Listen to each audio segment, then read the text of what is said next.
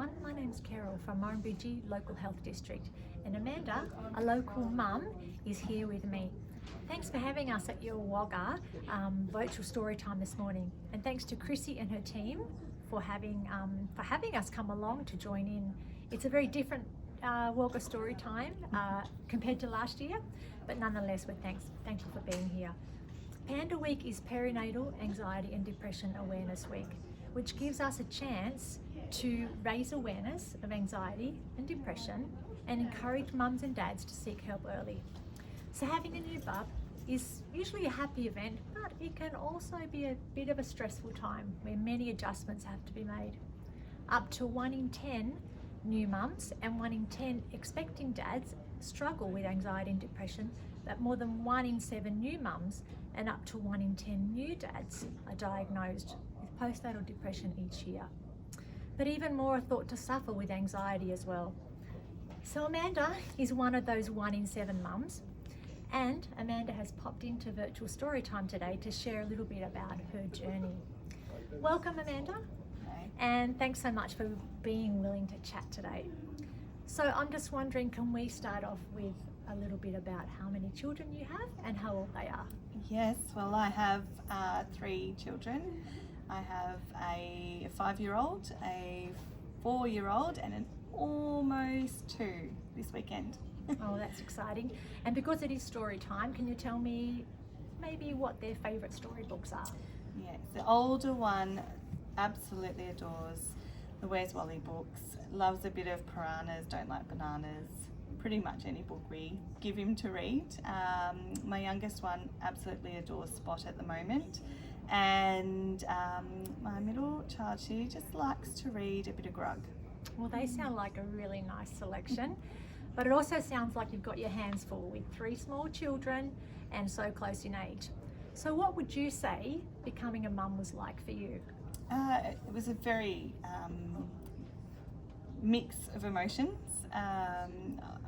absolute love bursting out of all seams, staring long hours at the new little one that's just managed to make their way into your life, happiness, excitement, tiredness, and all those emotions. It was a very focused time for me, especially with my first one, just trying to keep up with everything that you're supposed to be doing as a mum, and a lot of pressure on myself to be the best mum I can possibly be, which led me to really focusing on trying to maintain a routine, and everything was all about my baby, which I think led to a bit of loss of identity and a bit of isolation in the end, which I think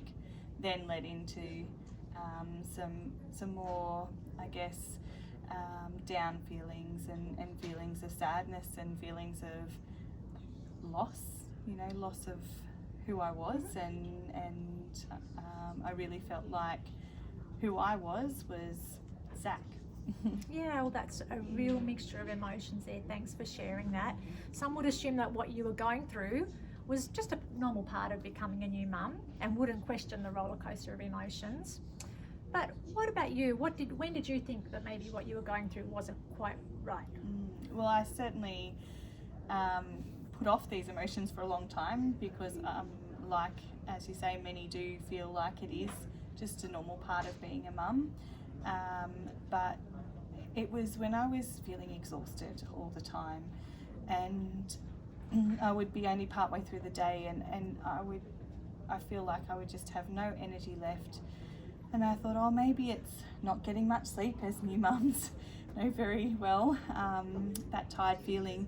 But as I sat back and actually calculated how long I was sleeping, it was actually quite a bit of sleep that I was getting. And I thought to myself, well, that doesn't seem right. If I'm getting the sleep during the night, I should be not this exhausted and refreshed during the day. So what did you do, and what help did you look for? Dr. Google was my friend. I got on and had a look. I wasn't sure if there was an underlying physical health issue. But a couple of things popped up pointing towards depression, and given that it was in my family, I was a little bit aware of that could be a thing, which led me to look at the Beyond Blue website. And it was there I did the online questionnaire, and where it then directed me to seek further help from my GP. Yeah, and what was that like doing that, reaching out for help? Really scary. Yeah, really scary. Bit of relief too, but the scary part was I still had in the back of my mind, am I just being silly? Is it going to be fobbed off? You know, a mum, you're tired anyway, this is all normal, just kind of go and deal with it. Would I be believed? It's, you know, people can't put a little camera up to your head and see what's going on in there as such. So that was the scary part. The relief was I felt like for the first time in a long time I had a little bit of control over what I was doing, and that was nice. Yeah. So what would you say to other expecting or new parents and their support people? Definitely, it's really important to seek help if you're feeling a little bit overwhelmed.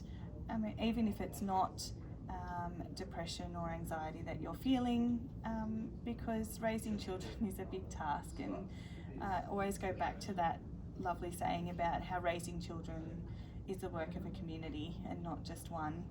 And you know, go and ask for help for the little things, and go and talk to people about how you're feeling, because I really don't think there's enough dialogue out there about this very common illness across all areas.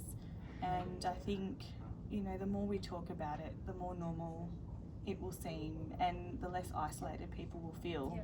Yep. Because they will hear that other people are going through something similar. Yeah, well, that's a lovely message, and it fits so beautifully with this year's PANDA Awareness Week theme, which is Tell Someone Who Cares. So thanks, Amanda, for sharing your story to help other parents reach out. So recovery from postnatal depression and anxiety is possible. Getting in early, talking it through faster and quicker helps for a speedy recovery too. So it's important for expecting mums and dads, all parents and those around them, to be aware of perinatal depression and anxiety and to know what to look out for. And you've shared a bit about that today, which is great. Often it's a family member or a partner that can observe something different in a new parent. And there are a number of services around. You've mentioned your GP, there's a child family health nurse, there's the maternity services, your pregnancy midwife, your obstetrician, GP, health nurse throughout pregnancy, and then early postnatally as well. Great first place to start the conversation and get you on the right track. Maybe a referral to a psychologist, a local mental health team, counsellor, and there's plenty of online resources, Beyond Blue, which you mentioned, PANDA, Mumspace, SMS for dads. So this week, that's what it's all about. It's about promoting awareness. Chrissy and her team have got a bag in Wagga, a little gift bag for story time, and it's got a little gift for parents, and also some resources to reach out and encourage the conversation. Thanks, Amanda. No worries.